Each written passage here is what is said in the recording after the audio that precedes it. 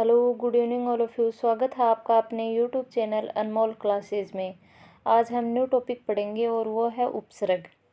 Friends, हमने संधि और समास को कंप्लीट पढ़ लिया है और आज न्यू टॉपिक पढ़ेंगे हम उपसर्ग। अब देखो, उपसर्ग का संधि विच्छेद क्या होता है? उप प्लस सरग। उप प्लस सरग। उप का अर्थ होता है पास या समीप और सरग का अर्थ होता है जुड़ना। यानी वे शब्दांश जो किसी मूल शब्द के प्रारंभ में जुड़कर उसके अर्थ को परिवर्तित कर देते हैं उपसर्ग कहलाते हैं। जैसे हार शब्द का अर्थ होता है प्राजेय या फिर गले का आभूषण। हार शब्द का अर्थ होता है प्राजेय या गले का आभूषण। जब हार शब्द के साथ अलग अलग उपसर्गों का प्रयोग किया जाए तो अर्थ भी क्या होता है? अलग अलग होता है। जैसे वी प्लस हार, वी प्लस हार बराबर मिलकर बनता है विहार। और विहार का अर्थ क्या होता है फ्रेंड्स? घूमना, घूमना।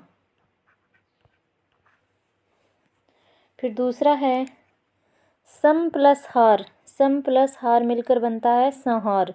और संहार का अर्थ होता है फ्रेंड्स मारना, मारना। फिर है उप प्लस हार, उप प्लस हार बराबर उपहार। और उपहार का फ्रेंड्स अर्थ होता है सौगात,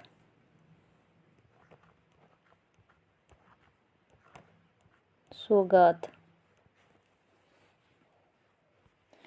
फिर है फ्रेंड्स वी प्लस अव प्लस हार बराबर व्यवहार। और व्यवहार का अर्थ होता है आचरण, आचरण। इसलिए क्या है फ्रेंड्स कि जब हार शब्द के साथ अलग अलग उपसर्गों का प्रयोग किया जाता है तो अर्थ भी क्या होता है? अलग अलग होता है। जैसे हार में वी जोड़ा तो विहार बना, हार में सम जोड़ा तो संहार बना, हार में उप जोड़ा तो उपहार बना, और हार में अव और वी दो उपसर्ग जोड़े तो क्या बना? व्यवहार बना। अब है उपसर्ग के भेद। उपसर्ग के भेद। उपसर्ग के 3 भेद होते हैं फ्रेंड्स। पहला है तत्सम या संस्कृत भाषा के उपसर्ग, तत्सम या संस्कृत भाषा के उपसर्ग। दूसरा है तद्भव या हिंदी भाषा के उपसर्ग। और तीसरा है विदेशज या विदेशी भाषा के उपसर्ग। अब सबसे पहले हम पढ़ेंगे तत्सम या संस्कृत भाषा के उपसर्ग, तत्सम या संस्कृत भाषा के उपसर्ग। अब तत्सम या संस्कृत भाषा के उपसर्ग है उसकी संख्या कितनी होती है फ्रेंड्स? 22 होती है। संस्कृत भाषा के उपसर्गों की संख्या कितनी होती है? 22। फिर है पहला उपसर्ग है अति। पहला उपसर्ग है अति। और अति का अर्थ होता है अधिक, अति का अर्थ होता है अधिक। अब अति उपसर्ग से बनने वाले शब्द कौन से होंगे? अत्यंत। अत्यंत का संधि विच्छेद करेंगे तो क्या होगा? अति प्लस अंत। अत्यल्प, अति प्लस अल्प। अत्यावश्यक, अति प्लस आवश्यक। दूसरा है अधि। अधि का अर्थ होता है प्रधान या श्रेष्ठ, प्रधान या श्रेष्ठ। अध्यक्ष यानी अधि उपसर्ग से बनने वाले शब्द कौन से होंगे? अध्यक्ष, अधि प्लस अक्ष, अध्ययन, अधि प्लस अयन, अधिकार, अधि प्लस कार। तीसरा है अनु। अनु का अर्थ होता है फ्रेंड्स पीछे या सहायक। अनुमान, अन्वय, अन्वेषण। फिर है अप। अप का अर्थ होता है फ्रेंड्स बुरा या विपरीत। यानी अप उपसर्ग से बने शब्द कौन से हैं? अपयश, अपकार, अपवाद। फिर है फ्रेंड्स अपि। नंबर 5 है अपि। अपि का अर्थ होता है भी, अपि का अर्थ होता है भी। और अपि से बने शब्द कौन से होंगे? अपितु, अपिधान, अपिहित। फिर है अभि। अभि उपसर्ग। अभि का अर्थ होता है और या तरफ, यानी अभिमान, अभिधारणा। फिर है अव। अव का अर्थ होता है बुरा या विपरीत, यानी अवमानना, अवधारणा, अवकाश। फिर है आ उपसर्ग है और आ का अर्थ होता है तक, यानी आमरण, आभरण, आजन्म यानी जन्म तक। फिर है फ्रेंड्स प्र उपसर्ग। प्र का अर्थ होता है पहले, प्र का अर्थ होता है पहले और प्र उपसर्ग से बने शब्द हैं प्रहार, प्रयोजना, प्रमाण। फिर है प्रति।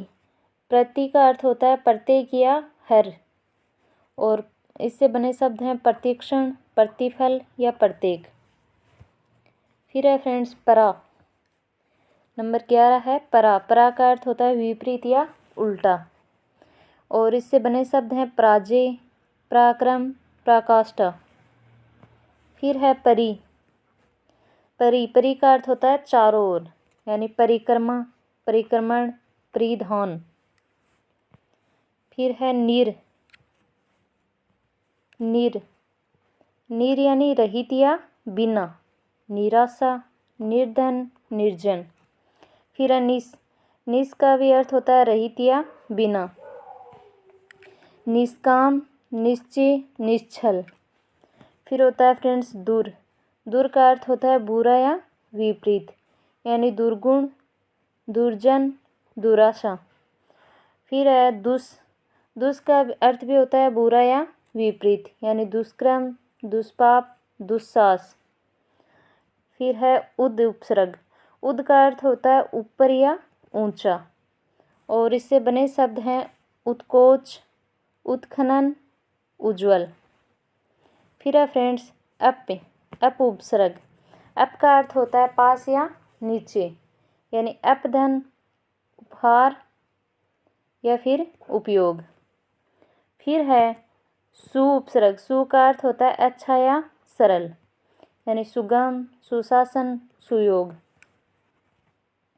फिर है फ्रेंड्स सम उपसर्ग। सम उपसर्ग और सम का अर्थ होता है सम्मान और सम उपसर्ग से बने शब्द हैं संयोग, संकट, संस्कार। फिर है नि उपसर्ग। नि यानी बड़ा या विशेष, यानी निगोठा, निपात, निदान। फिर है वि उपसर्ग यानी विशेष, भिन्न और वि उपसर्ग से बने शब्द हैं विहार, विश्राम और विधान। ठीक है फ्रेंड्स, ये तो थे तत्सम या संस्कृत भाषा के उपसर्ग और इसकी संख्या कितनी थी 22। अब हम पढ़ेंगे तद्भव या हिंदी भाषा के उपसर्ग। इसकी संख्या भी 22 है। तो अब हिंदी भाषा के उपसर्ग हैं। पहला है अन।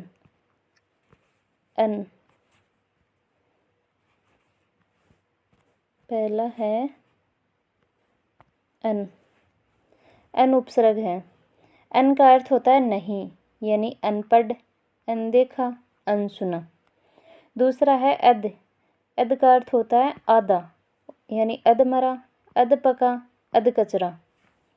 फिर तीसरा होता है भर, यानी पूरा या ठीक, यानी भरपेट, भरकम और भरपूर। चौथा होता है बिन, यानी निषेध या अभाव, बिन खाया, बिन जाया, बिन काम।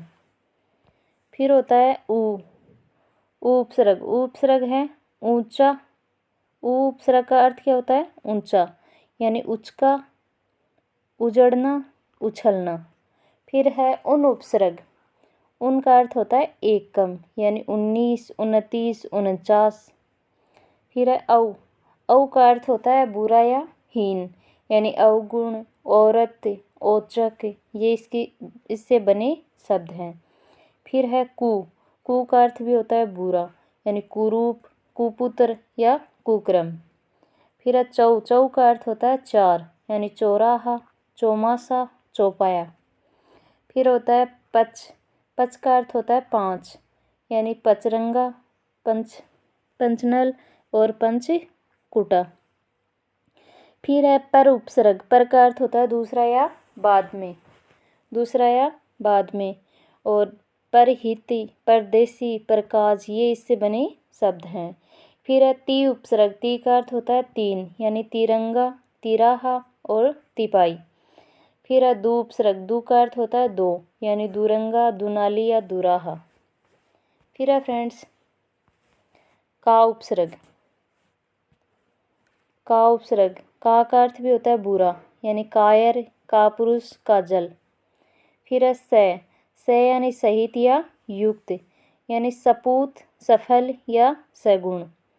फिर है चिर उपसर्ग, चीर का अर्थ होता है बहुत, यानी चिरकाल, चिरायु, चिरंजीव। फिर है नय का अर्थ होता है नहीं या अभाव, नकुल, नग, नगद। फिर है बहु उपसर्ग, बहु का अर्थ होता है बहुत, यानी बहुमूल्य, बहुवचन, बहुमत। फिर है आप का होता है आप काज, आप बीती, आप सुनी। फिर है नाना का अर्थ होता है नाना, यानी नाना प्रकार, नाना रूप, नाना जाति। फिर है कै का अर्थ होता है बुरा, यानी कपूत, कलंक, कठोर आदि। सम उपसर्ग का अर्थ होता है सम्मान, और इससे बने शब्द हैं समतल, समकोण, समताप। ये थे फ्रेंड्स तद्भव हिंदी भाषा की उपसर्ग। और अब पढ़ेंगे हम विदेशज या विदेशी भाषा की उपसर्ग। विदेशज या विदेशी भाषा की उपसर्ग। विदेशी भाषा के उपसर्ग सबसे पहले हैं उर्दू, अरबी या फिर फारसी भाषा की उपसर्ग। पहला है बै उपसर्ग, बै का अर्थ होता है साथ या पर, यानी बनाम, बखूबी या बतौर। फिर है बा का अर्थ होता है अनुसार या साथ में, यानी बाकायदा, बाइज्जत, बामौका। फिर है बे का अर्थ होता है रहित या अभाव, यानी बेपरवाह है, बेगुनाह, बेचैन। फिर है बिला का अर्थ होता है बिना, रहित, यानी बिला कानून, बिला वजह है, बिला कसूर। फिर है बद का अर्थ होता है बुरा, यानी बदबू, बदनसीब, बदमाश। फिर है खुश का अर्थ होता है अच्छा, यानी खुशबू, खुशहाल, खुशनुमा। फिर है एन का अर्थ होता है ठीक, यानी एन मौका, एन जगह है, एन आदमी।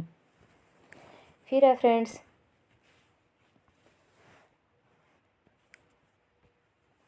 गेर का अर्थ होता है नहीं या दूसरा। जैसे इससे बने शब्द हैं गैर औरत, गैर मर्द या गैर कानूनी।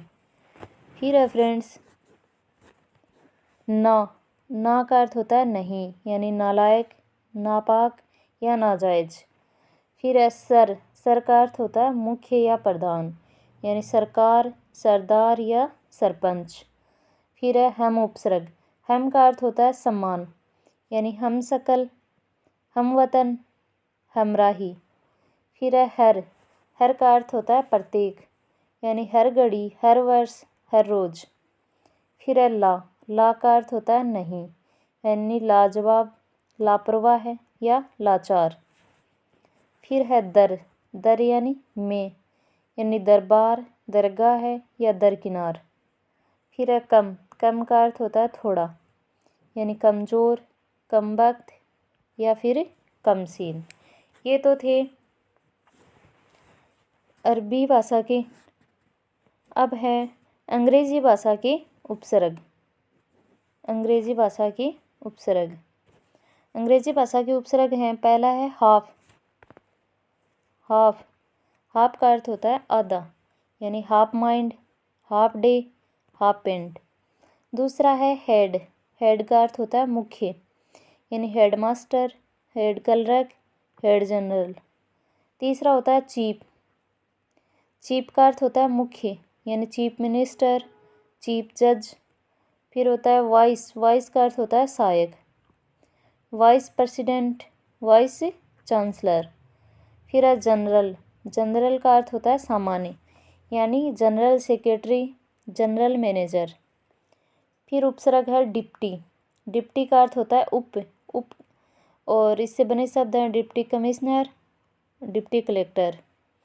फिर है सब का अर्थ होता है उप, यानी सब डिवीज़न और सब मजिस्ट्रेट।